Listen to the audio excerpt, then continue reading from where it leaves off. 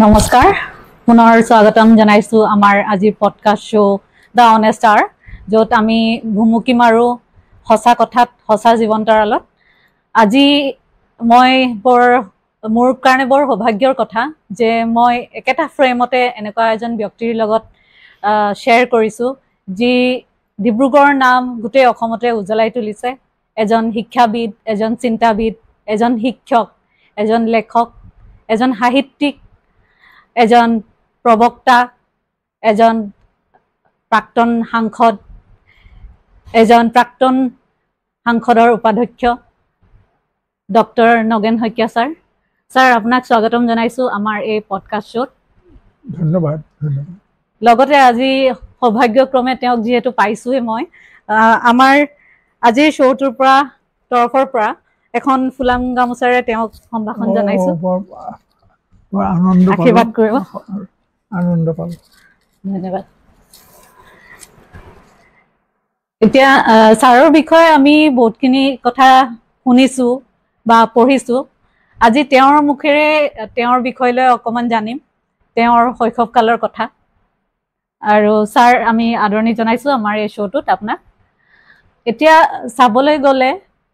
যেতিয়া এটি শিশু ডাঙৰ হয় শৈশৱৰ কথা আহে অভিভাৱকসকলৰ গুৰুত্ব বহুত থাকে এই ক্ষেত্ৰত তো মই কোনোবা এখন কিতাপত পঢ়িবলৈ পাইছো আপোনাৰ দেউতাৰ কথা যে আপোনাৰ দেউতাই আপোনাক কেনেকৈ উৎসাহ উদ্দীপনা জগাইছে তো সেই বিষয়ে যদি আপুনি অলপ আমাক দৰ্শকৰ আগত কয় মোৰ দেউতা আছিল এজন শিক্ষক হয় তেওঁ প্ৰায় কলেজ এৰাৰ পিছতে কলেজ মানে তেওঁতে সেই সময়ত তেওঁলোকৰ সময়ত আছিলে কটন কলেজ নহয় হোৱাই নাই তেওঁ আছিলে কলিকতা বিশ্ববিদ্যালয়ৰ হেৰিয়াৰ যিটো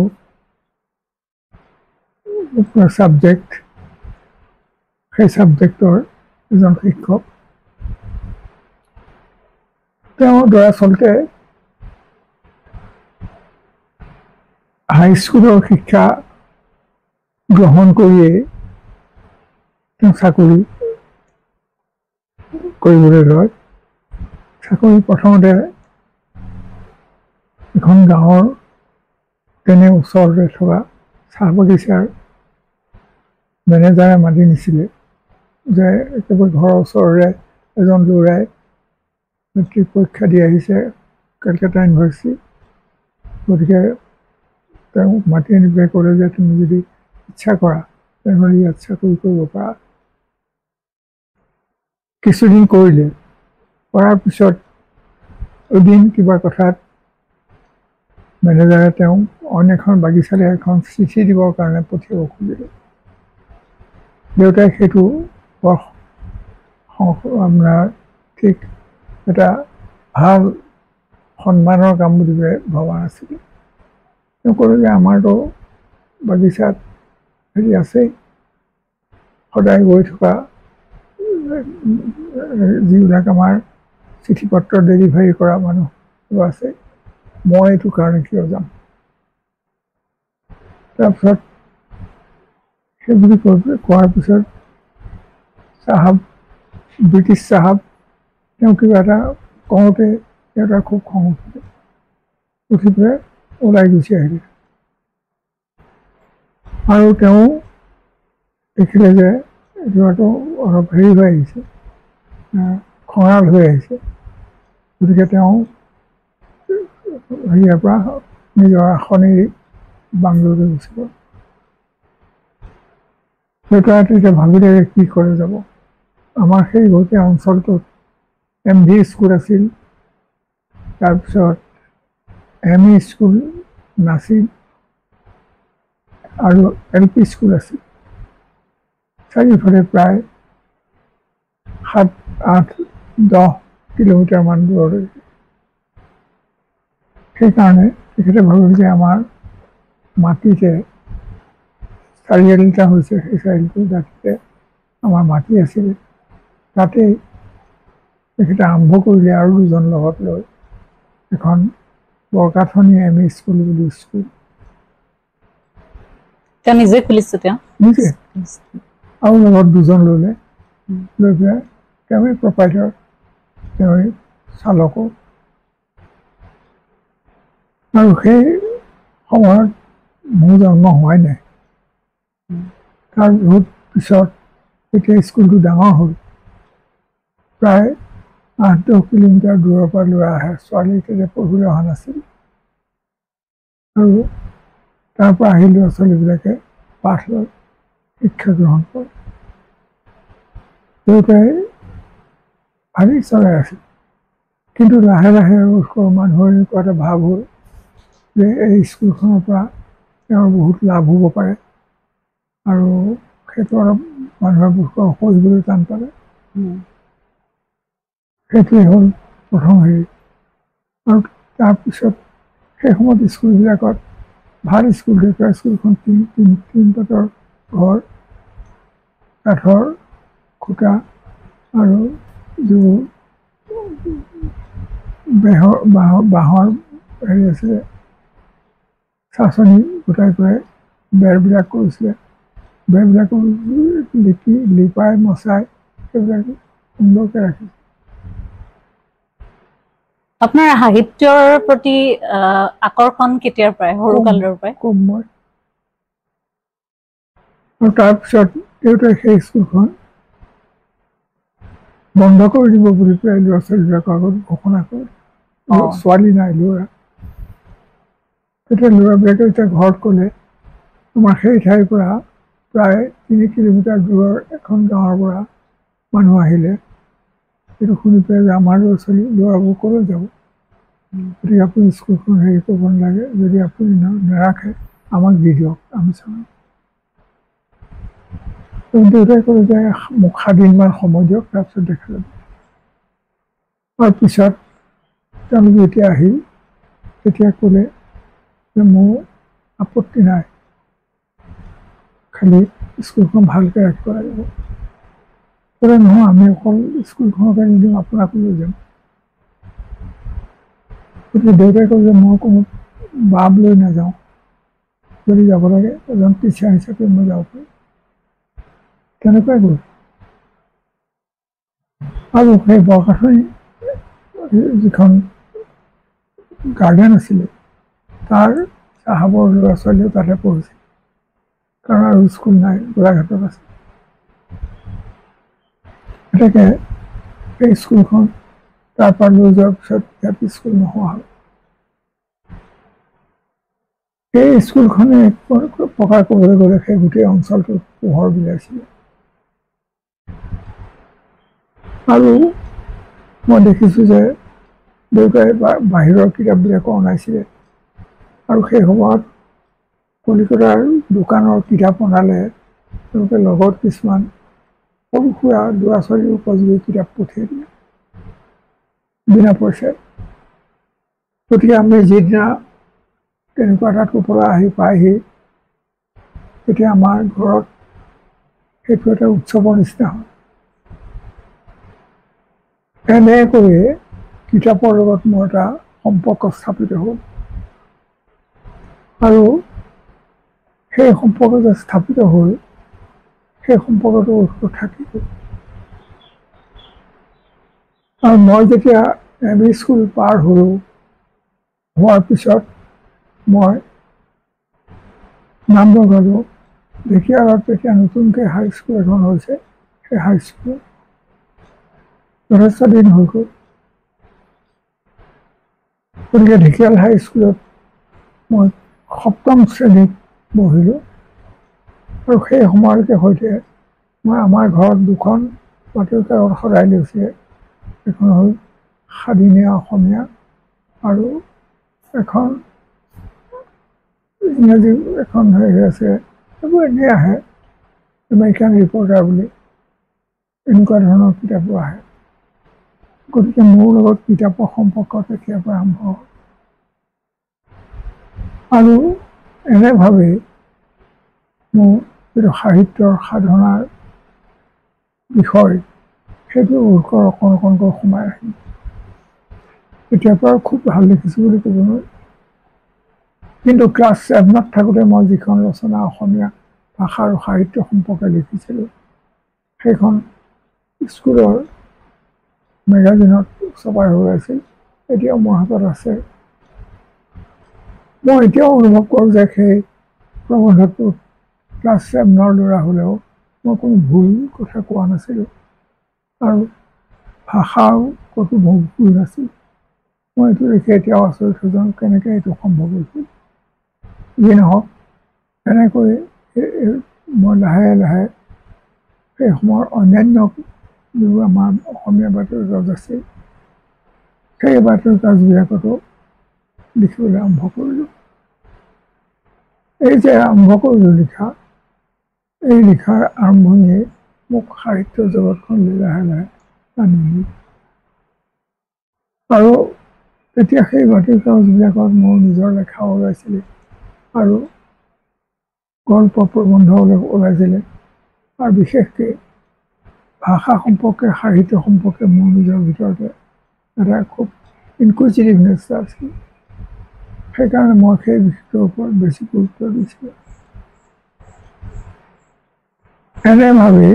সাহিত্যৰ লগতো মোৰ এটা সম্পৰ্ক স্থাপিত হ'ল আৰু মই মোৰ সেই ক্লাছ 9-10লৈকে সৈতে এই সময়ছোৱাৰ ভিতৰতে মই আমাৰ অসমীয়া বাতৰি কাকত দুখনত মই প্ৰায় সন্ধাৰণি কৰি লিখিছিলোঁ এনেকৈয়ে সাহিত্যৰ লগত ভাষাৰ লগত সংস্কৃতিৰ লগত মোৰ সম্পৰ্ক স্থাপিত হ'ল আৰু এই যে আৰম্ভ হ'ল ইয়াৰ পিছত মই কলেজলৈ গ'লোঁ JB কলেজত পঢ়িছিলোঁ যোৰহাট জুমৰাণপুৰ কলেজ খুব বিখ্যাত কলেজ সেইখন আৰু তাত গৈ মই দেখিলোঁ যে বিখ্যাত পণ্ডিতসকল তাত আছে তেতিয়া কিছুমান হৰি গৈ নাই তেখেত হেৰিয়ালৈ গ'ল গুৱাহাটী ইউনিভাৰ্চিটি গ'ল ভাইচ চেঞ্চেলাৰ হিচাপে কিন্তু বাকী যিসকল শিক্ষক আছিলে সেইসকলো বৰ গুৰুত্বপূৰ্ণ শিক্ষক আছিল আৰু তাৰ প্ৰত্যেকজন শিক্ষকেই এক প্ৰকাৰ জ্ঞানৰ ভঁৰাল স্বৰূপ আছিল সেইবিলাক কথাই আমাক খুব আনন্দিত কৰিছিলে আৰু বহুত কথাই আমি শিকিছিলোঁ JB কলেজৰ পৰা IA পাছ কৰিলোঁ কৰাৰ ঠিক আগে আগে দেউতা ইতিমধ্যে তেখেতে স্কুলৰ পৰা বিদায় লৈছে মই তেতিয়া আমাৰ গাঁৱত এখন হাইস্কুল খোলাৰ কথা ভাবিলে তেতিয়াও মোক ক্লাছ কৰাৰ কথা নাই কেৱল মই তেতিয়া IA পৰীক্ষা দি ওলাইছোঁহে তেওঁলোকে কয় যে নহয় ৰিজাল্ট ওলাই মানে তুমি ইয়াতে দুদিনমান কাম কৰা গতিকে মই তেনেকৈ সেই বয়সতে আজিকালি এক প্ৰকাৰ ক'বলৈ গ'লে হায়াৰ ছেকেণ্ডেৰী পাছ কৰা বয়সতে মই হাইস্কুলৰ টিচাৰ হ'ল আৰু সেই যে এটা নিচা লাগিলে সেই নিচাটো কি কৰিলে যে পিছৰ বছৰ যেতিয়া মই BA পঢ়িব লাগে সেই BA পঢ়াৰ সময়ত JB কলেজে তেওঁলোকৰ BA ক্লাছটো এটা BA ক্লাছ গোলাঘাটৰ দেৱৰাজৰ কলেজত খুলিবলৈ দিলে আপোনালোকে জানে নাজানে ক'ব নোৱাৰোঁ আগতে যেতিয়া কলেজ নথকা ঠাইত যদি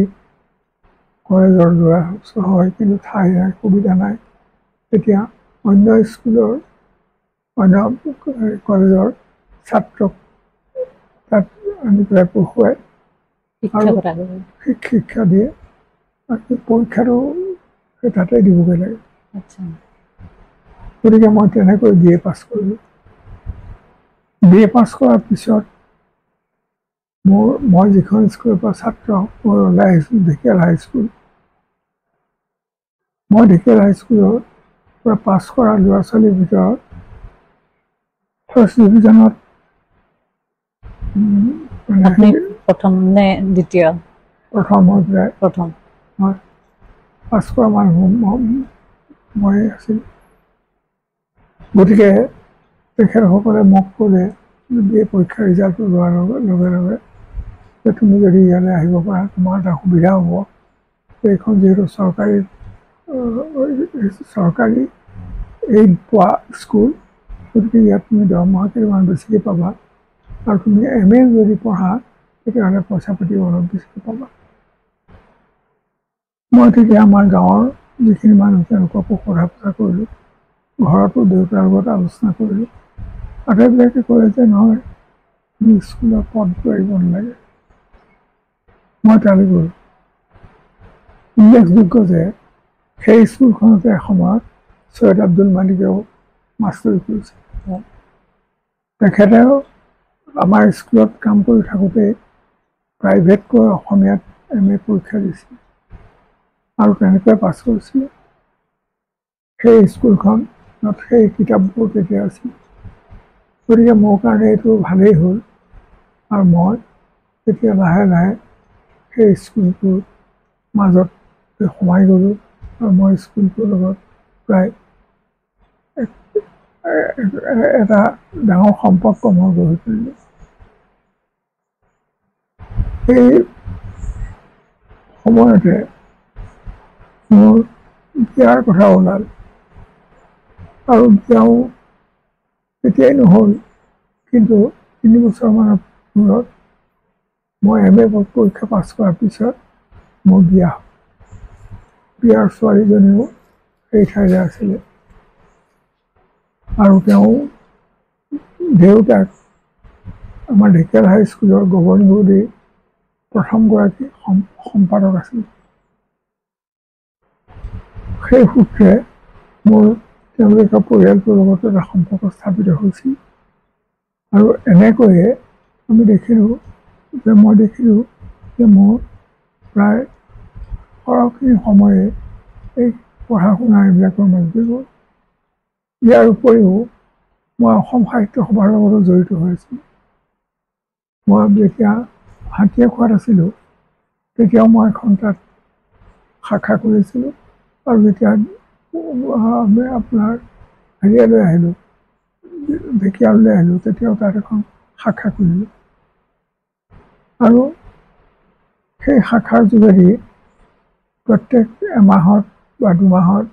বিভিন্ন প্ৰকাৰৰ আলোচনা চক্ৰ আদি কৰাৰ এটা যত্ন কৰিছিলোঁ এনেভাৱেই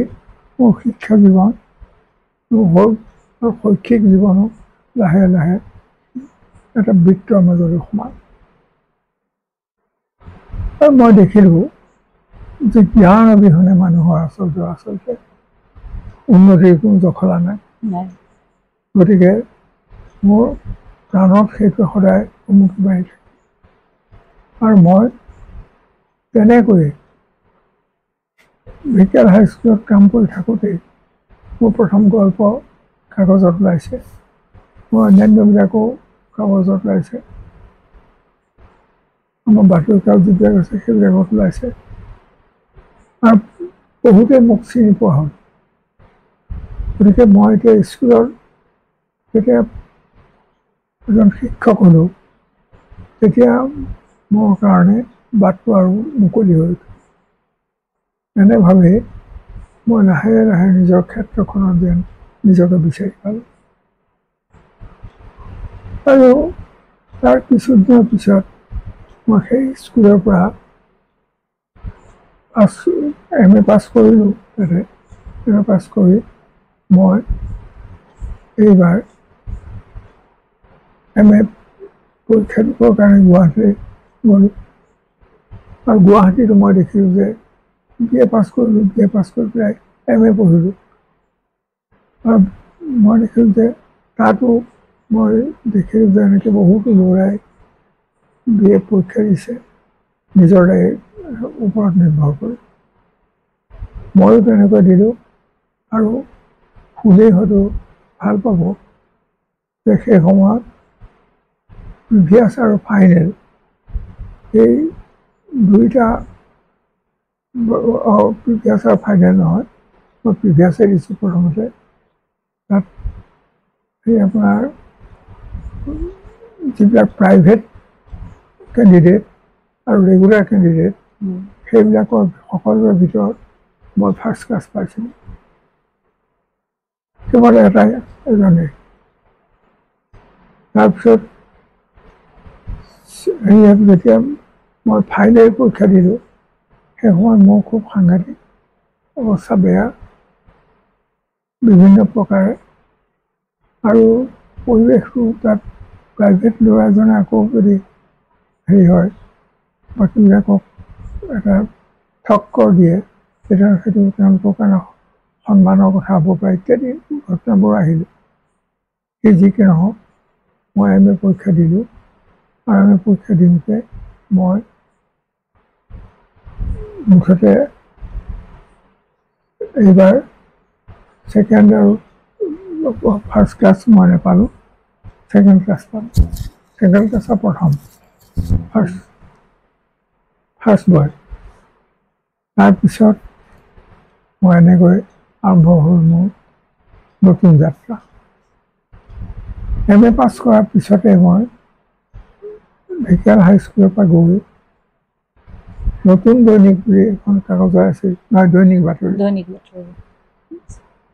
সাপ্তাহিক বাতৰি সেইখন আছে চন্দ্ৰপ্ৰসাদ শইকীয়াই এডিট কৰা কাগজ তেওঁ মোক খুব সহায় কৰিছিল তেওঁ মোৰ লগত তেওঁলোকৰ সেই বাতৰি কাগজখনৰ সম্পৰ্ক আছিলে মই গোলাঘাটৰ পৰা নিউজ পঠিয়াইছিলোঁ প্ৰবন্ধ পঠিয়াইছিলোঁ তাৰপিছত তেওঁ মাতি পঠিয়ালে আৰু মই তাত গৈ পেলাই সেই পথৰ চাবৃদ্ধ হ'ল কিন্তু তাত বেছি দিন থাকিবলৈ নহ'ল মই ইতিমধ্যে ভালকৈ MA পাছ কৰিলোঁ আৰু মই ঠিক ঘৰ আহি পোৱাৰ আগে আগে পৰীক্ষা দি তাত এখন দেউতাই মোলৈ এখন চিঠি মানে হেৰিয়াত পঠিয়াই দিছিলে সেই চিঠিখন আমাৰ গভৰ্ণমেণ্টৰ প্ৰচাৰ বিভাগৰ পৰা আহিছিলে মই প্ৰচাৰ বিভাগৰ এটা পদৰ কাৰণে এবাৰ দৰখাস্ত কৰিছিলে আৰু পৰীক্ষাও দি থৈছিলে মই ঠিক পৰীক্ষা মোৰ যিদিনা শেষ হৈছে সেইদিনাই মই এই চিঠিখন পালোঁ দেউতাই পঠিয়াই দিয়া চিঠিখন মই দেখিলোঁ যে এইটো শ্বিলঙত তেতিয়া অফিচ তালৈ মাতি পঠিয়াইছিল মই পিছদিনা পৰীক্ষাৰ পিছদিনা ৰাতিপুৱাৰ বাছত উঠি গুৱাহাটীৰ পৰা শ্বিলং পালোগৈ আৰু শ্বিলঙত গৈ মই প্ৰচাৰ বিভাগৰ যিটো অফিচ সেই অফিচ পালোগৈ আৰু মই গৈ চিঠিখন দেখুৱালোঁ তেতিয়া মোক তাৰ অফিচাৰ এজনে তেওঁলোকৰ হেৰিয়ালৈ লৈ গ'ল ডাইৰেক্টৰৰ ওচৰলৈ ডাইৰেক্টৰে যেতিয়া মোৰ নাম সুধিলে তেওঁতো জানেই আৰু তেওঁ দিছে পঠিয়াইছে তাৰপৰা তেওঁ মোক লগে লগে এখন চিঠি দুখন কাগজ উলিয়াই দিলে এখন উলিয়াই দি পাই ক'লে ইয়াতে তুমি এটা জইনিং ৰিপৰ্ট দি দিয়া মই জইনিং ৰিপৰ্ট দি দিলোঁ জইনিং ৰিপৰ্ট দি দিয়াৰ পিছত সেই অফিচতে ডাঙৰ কাম কৰাৰ পিছত তেওঁলোক বহুত ডাঙৰ আৰ্টিষ্ট হৈছিলেগৈ এজনক তেওঁ আকৌ মাতি পঠিয়াই ক'লে তুমি তেওঁৰ ৰুম তেওঁৰ লগত কোন থাকিব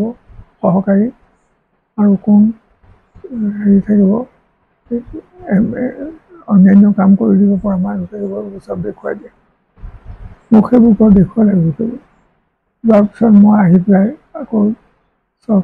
ডাইৰেক্টৰৰ ওচৰ পালোঁহি ডাইৰেক্টৰক মই ক'লোঁ ছাৰ মইতো পৰীক্ষা দি বাহিৰে আহিছোঁ গতিকে মই ঘৰলৈ যাব লাগিব মই তেওঁৰ লগে লগে এখন কাগজ উলিয়াই ক'লে তুমি 7 দিনৰ ছুটী লৈ পেলাই এখন দৰখাস্ত দি থৈ যোৱা মই 7 দিনৰ ছুটী লৈ পেলাই মই দৰখাস্তখন দি মই হেৰিয়াত গুচি আহিলোঁ ঘৰলৈ পিছদিনা মই ঘৰ পোৱা নাই পিছদিনা গুৱাহাটী সেইদিনা গুৱাহাটী পিছদিনা ঘৰ পালোঁ মই আহিয়েই ঘৰ পাই মই স্কুললৈ গ'লোঁ কাৰণ মই স্কুলৰ পৰাই গৈছিলোঁ আৰু মোক সকলো সুধিলে মই ক'লোঁ গোটেইখিনি যি ঘটিছে গোটেইখিনি ক'লোঁ কোৱাৰ পিছত যিজন এছিষ্টেণ্ট হেডমাষ্টাৰ আছিল তেওঁ মানে মোক বৰ ভাল পায় খুব হেডমাষ্টাৰ তেখেতেও খুব ভাল পাইছে মোক ক'লে যে এটা কথা নহয় তুমিতো পৰীক্ষা চৰীক্ষাৰ কথা সুধিলে তাৰপিছত মই ক'লোঁ যে ছাৰ এনেকুৱা এটা কথা হ'ল তাত মানে মই ডাইৰেক্টৰৰ পৰা পোৱা চিঠি এখন পাই মই দেখা কৰিলোঁ তেওঁলোকে মোক মানে এটা হেৰি দিছে এপইণ্টমেণ্ট দিছে তেখেতটো গহীন হৈ গ'ল তেখেতে ক'লে যে তুমিতো 2টা চাকৰি হেৰুৱাবা কাৰণ এখন গভৰ্ণমেণ্ট সহায় কৰা স্কুল আৰু তুমি তাত এটা চাকৰি কৰি তুমি আকৌ গভৰ্ণমেণ্টৰ এটা চাকৰি কেনেকৈ কৰিবা গতিকে তোমাৰ ইয়াতো যাব তাতো যাব মই তেতিয়া বিমোহ হ'লোঁ বিমোহ হোৱাৰ পিছত তেখেত কিছু সময় বহি থাকিল তাৰ পৰা খুব খঙেৰে মোক ক'লে পৰীক্ষা ভাল হৈছেতো মই ক'লোঁ যে হয় ছাৰ পৰীক্ষা বেয়া হোৱা নাই যোৱা এই মুহূৰ্তত তুমি ক্লাছলৈ যোৱা প্ৰচাৰ বিভাগৰ চাকৰি লৈ পেলাই মন্ত্ৰী পিছে পিছে বক্তৃতা লিখি থাকিব নালাগে মই যি আদেশ সেই আদেশ মানি মই ক্লাছলৈ গ'লোঁ আৰু মোৰ চৰকাৰী চাকৰি সিমানতে শেষ মই দেখিলোঁ তেখেত হ'লে যে মোৰ ঘৰত বৰ অসুবিধা এনেকুৱা গতিকে মই যাব নোৱাৰি বৰ দুখিত মোৰ এইখনকে যেন ৰেজিগনেশ্যন পত্ৰ বুলি গ্ৰহণ কৰে এনেকৈয়ে কলেজত কিছুদিন কৰাৰ পিছত চন্দ্ৰপ্ৰসাদ শইকীয়াই মাতি দিলে যে আপুনি ইয়ালৈ আহক আকৌ ইয়ালৈ আকৌ ইয়াতে কাম কৰক মই গ'লোঁ আৰু গৈ তাত কাম কৰি 3 মাহমান কৰিলোঁ কৰাৰ পিছত কাৰ্বি আংলঙত প্ৰথম কলেজ খুলিছে তাৰ মানুহে আহি মোক ধৰি আছে যে আপুনি তাত পঢ়াই দিব লাগে মই স্কুলত গ'লোঁ স্কুলত ক'লে আৰু কলেজ যেতিয়া আজি নহয় কাইলৈ নহয় ভালকৈ হ'বই তেতিয়া তুমি যাব খুজিছা যদি যোৱা আমি বাধা নিদিওঁ তাত গ'লোঁ তাতো মই বস্তু বেছিদিন কাম কৰা নহয় তাত মই 3 মাহমান কাম কৰিলোঁ কৰাৰ পিছত মই যোৰহাটত কলেজত মই চাকৰি পালোঁ আৰু যোৰহাটৰ কলেজত কৰিলোঁ যোৰহাটৰ কলেজতো এখন কলেজত কিছুদিন থকাৰ পিছত মই দেৱীচৰণ বৰুৱা ছোৱালী কলেজ যিখন আছে তাত খুব ভাল কলেজ সেই কলেজখনলৈ মোক আহি লৈ গ'ল ডিৰেক্টৰে মই তালৈ গ'লোঁ আৰু তাৰ পৰাই মই পিছত পৰৱৰ্তী কালত আমাৰ গুৱাহাটী ইউনিভাৰ্চিটি ডিব্ৰুগড় বিশ্ববিদ্যালয় গতিকে এনেকৈ মোৰ জীৱনটো প্ৰায় বাতৰি গোটেই নিচিনাকৈ ঘূৰি থাকিলে বহুত তাৰপিছত সকলোৱে গম পায় ৰাজনীতিত আপুনি ভৰি দিলে সাংসদ হিচাপে কেইবছৰমান থাকিলে তাৰপিছত লগতে উপাধ্যক্ষ ভাইচ চেয়াৰমেন হিচাপেও আপুনি পদবী গ্ৰহণ কৰিছিলে আপাৰ হাউচৰ এতিয়া মই জানিব বিচাৰিছোঁ যে সেই সময়ৰ যি সাহিত্য আৰু এই সময়ৰ আধুনিক যি সাহিত্য তাৰ মাজত আপুনি কিবা পাৰ্থক্য দেখিছেনে পাৰ্থক্য অনেক আছে কিন্তু সাহিত্য বোলা বস্তুটো এক আৰু অভিন্ন তথাপি তাৰ বিষয়বস্তু আৰু সেই সাহিত্যৰ তাৰ বিভিন্ন বিভাগ পৰিচালনা কৰা বা লিখাৰ যিটো প্ৰকাশ কৰাৰ যিটো শিক্ষা সেইটো বেলেগ বেলেগ হ'ব পাৰে গতিকে এতিয়াৰ বিষয়বস্তুবোৰ দেখিছোঁ যে মানুহৰ সভ্যতাৰ হেৰি বাঢ়ি আহিছে দিনে দিনে তাৰ লগে লগে জীৱন যাপনৰ প্ৰণালী সলনি হৈছে নানা ধৰণৰ বিভিন্ন প্ৰকাৰৰ এইবোৰ কৌশল ওলাইছে এতিয়াতো আৰু AI যুগ মোবাইলত লিখি দিয়াৰ লগে লগে হৈ গৈছে আৰু এতিয়া আৰু হৈছে এতিয়া যে নতুন কিবা এটা যে ওলাইছে কৈ দিয়ে সকলো লিখি দিয়ে চ্যাট জিপিটি বুলি কয় কৈ দিয়ে বিষয়টো কৈ দিলে লিখি দিয়ে গতিকে ইত্যাদি এইবিলাক হেৰিকে ওলাইছে আৰু তাৰপিছত দেখা গ'ল যে কেনেকৈ এই বিষয়টোৱে মানুহৰ যিটো তাৰ আগবাঢ়ি যোৱাৰ যিটো হেঁপাহ, সেই হেঁপাহটো পূৰণ কৰিছে। তাৰ উপৰিও মানৱীয় সভ্যতা কৰি এটা নতুন মোড় দিছে। এতিয়াতো আৰু বেছি হৈছে, কাৰণ এতিয়া মানুহ আমাৰ নিচিনাকৈ বাছত, ৰেলত যায়, ভাল ৰেলত, বাছত নাইবা এৰোপ্লেনতো আজিকালি ছুপাৰফাষ্ট এৰোপ্লেন ওলাইছে। মানুহৰ যাত্ৰাৰ যিবোৰ সমল, সেইবোৰ সলনি হৈ গৈছে, বহুত সলনি হৈ গৈছে। এতেকে মানুহৰ জীৱন যাপনৰ প্ৰণালীও সম্পূৰ্ণ সলনি হৈ গৈছে। এতিয়া তাৰ ভিতৰতো কিন্তু এটা কথা মই অনুভৱ কৰোঁ সদায়, যে যিমানেই পৰিৱৰ্তন নহওক, মানুহৰ যিটো প্ৰাণ, এই প্ৰাণটো, তাৰ মাজত মানৱীয় প্ৰেম, প্ৰীতি, ক্ৰোধ, এই সকলোবোৰ সেই মানুহৰ ভিতৰতে থাকে। এতিয়া বিভিন্ন সময়ত আমি চৰকাৰী বহু কামকো কেতিয়াবা সমালোচনা কৰিছোঁ, আৰু হয়তো সমালোচনা কৰাৰ কাৰণো উপস্থিত হৈছে, আৰু মানুহে কিছুমান কথা ভাল পাইছে, কিছুমান বেয়া পাইছে। গতিকে বেয়া পোৱা কথাবিলাকক সমালোচনা মানুহে কৰিছে, আৰু ভাল পোৱাবিলাকক হয়তো আদৰি লৈছে। এনেভাৱেই মানুহৰ জীৱন যাত্ৰাৰ যিটো পদ্ধতি, সেই পদ্ধতিটো সলনি হৈ গৈছে। আৰু তাৰ লগে লগে আমি দেখিছোঁ যে কেনেকৈ মানৱ সভ্যতা এটা নতুন মোড় লৈছে। মই আশা কৰোঁ যে এই মোড় লোৱাটো যাতে বেয়ালৈ নাযায়। আৰু এটা কথা মই সদায় অনুভৱ কৰোঁ যে মানুহ ধৰ্মভীৰু হ'ব পাৰে, হওক, কোনো কথা নাই, কিন্তু কোনো ধৰ্মৰ প্ৰতি বিদ্বেষ মনোভাৱ মানুহে ল'ব নালাগে। কোনো ধৰ্মৰ প্ৰতি বিদ্বেষ ভাৱ লোৱাটো হ'ল, সেইটো এটা এক প্ৰকাৰ ক'ব গ'লে পাপৰ তুল্য। সেইকাৰণে খুব মন দি কথাখিনি মানুহে জানিব লাগিব, যাতে আমি বেয়া পথেৰে ভৰি নিদিওঁ, বেয়া পথত নানামো। আমি মানুহৰ মংগলৰ কাৰণে যদি কিবা কৰিব পাৰোঁ কৰিম, আৰু তাৰ বাহিৰে অন্যান্য নহয়। কিন্তু এতিয়া গোটেই পৃথিৱীখনত জুই লগাৰ নিচিনা হৈছে, ধৰ্মৰ নামত হৈছে, আৰু ৰাজনৈতিক ক্ষমতাৰ নামত হৈছে। এই এতিয়া চবতে, অকল এঠাইত নহয়, প্ৰত্যেকখন কাণ্ট্ৰিয়ে, প্ৰত্যেকখন দেশেই, এতিয়া আমাৰ ভাৰতবৰ্ষতে আপোনাৰ বিশেষকৈ পাকিস্তানে প্ৰিয়কেই যথেষ্ট অন্যায় অধৰ্ম কৰি আহিছে, বহুত মানুহ মাৰিছে। ঠিক তেনেকৈ আমি দেখিছোঁ যে অন্য ঠাইতো, আৰু বাংলাদেশতো ঠিক হিন্দুৱেও তেনেকৈ বহুত মানুহ মাৰিছে। আৰু হিন্দুসকলেও নকয় যে এইবোৰ বেয়া কাম, এইটো মৰাটো তেওঁলোকৰ কাৰণে যেন এটা উচিত কৰ্তব্য বুলি ভাবে। সেইকাৰণে মই ভাবোঁ যে মানুহ শিক্ষিত হৈছে, হয়, দুপদে উন্নতি কৰিছে, কিন্তু মানুহে বস্তু, মানুহৰ মনুষ্যত্বৰ বহুতখিনি বস্তু লাহে লাহে হেৰুৱাই পেলাইছে। গতিকে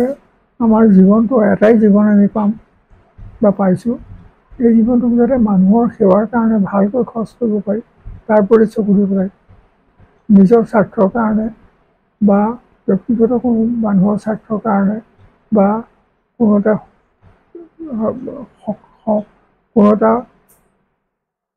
বেলেগ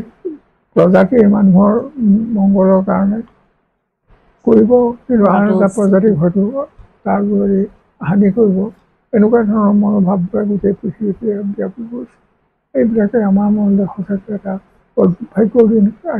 আনিছে বুলি ভয় লগা হৈছে। শিক্ষা দীক্ষাই যাতে মানুহক শিক্ষিত কৰে, শিক্ষা দীক্ষাই যাতে মানুহৰ মনৰ পৰা হিংসাৰ ভাৱ আঁতৰাই দিয়ে, শিক্ষা দীক্ষাই যাতে মানুহৰ মনত এটা সমিলমিলৰ ভাৱ সৃষ্টি কৰিবলৈ সক্ষম হয়, তেতিয়াহ'লেহে আমাৰ পৃথিৱীখন সঁচাকৈ বাসোপযোগী এখন দেশ হৈ থাকিব। আমি তাকে নকৰি যদি হিংসা, খিয়াল, মৰামৰি, কটাকটি, যুদ্ধ বিগ্ৰহত আমি জোৰ দিম, যিটো এতিয়া সকলোৱে কৰিবলৈ আৰম্ভ কৰিছে, সেইবিলাকে আমাৰ নিজৰ মনুষ্যত্ব নাইকিয়া কৰিব। আমাৰ যিটো সাহিত্য সেৱা বা মানৱ সেৱা এইটোতো বিভ্ৰাট সৃষ্টি কৰিব। এনেকৈ আমি সুখ আৰু দুখৰ মাজেদি ৰাজনৈতিক সুখ কেতিয়াবা পাৰস্পৰিক সুখ এইবিলাকৰ মাজেদি আমি আহিছোঁ আৰু তাৰ মাজেদি আমি সুখটো পাৰ হৈ গৈ থাকিব লাগিব। মই ইমানখিনিকে ক'লে বস্তু হ'ব। আমাৰ যিটো প্ৰশ্ন আছিলে যে আমাৰ ভাষা সাহিত্য আমি আগলৈ কেনেকৈ ৰক্ষা কৰিব পাৰিম, কঢ়িয়াই লৈ যাব পাৰিম, অসমীয়া জাতিটো কেনেকৈ আমি কৰ্ম লগাব পাৰোঁ, তাৰ উত্তৰটো ইতিমধ্যে আপুনি যিখিনি কৈ গ'ল তাতে আমি পালোঁ। আৰু গতিকে আপুনি ইমানখিনি আমাক সময় দিলে। ছাৰৰ একচুৱেলি গা বেয়া, তথাপিতো আমাক তেওঁৰ জীৱনৰ যিখিনি কথা, শৈক্ষিক জীৱনৰ কথা, তেওঁৰ ব্যক্তিগত জীৱনৰ কথা আমাৰ আগত ক'লে, সেইখিনিৰ পৰা আমাৰ যিসকল দৰ্শক আছে তেওঁলোক সঁচাকৈ উপকৃত হ'ব বুলি ভাবোঁ। আৰু আপুনি ধৰ্মৰ ওপৰত, সাহিত্যৰ ওপৰত যিখিনি কথা ক'লে, আমাৰ নতুন প্ৰজন্মই এই সাহিত্যক কেনেকৈ আগবঢ়াই নিব লাগে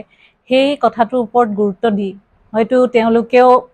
মোবাইলৰ পৰা আঁতৰি কিতাপ পঢ়াত মনোযোগ দিব, সেইটো আশা কৰিছোঁ।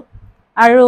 আমিও আজি গৌৰৱান্বিত যে এজন লিভিং লেজেণ্ড বুলি ক'ব পাৰোঁ ডক্টৰ নগেন শইকীয়া ছাৰক। কাৰণ